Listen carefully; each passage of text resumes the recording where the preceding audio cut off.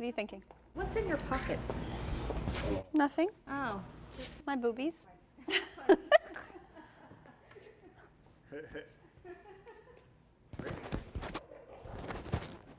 Oh.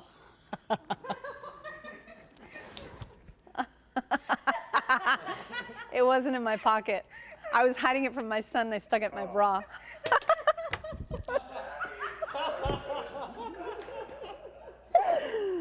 Oh my God. Bloopers. Wow. You know what you'll find. You just pull it out of your shirt. Out of my bra, which is worse. Okay. Oh my God. I'm so embarrassed. Holy Outtakes. baloney. Okay. I hope the guests didn't see that. I'm sure they did. Is that a nipple in Michelle's bra?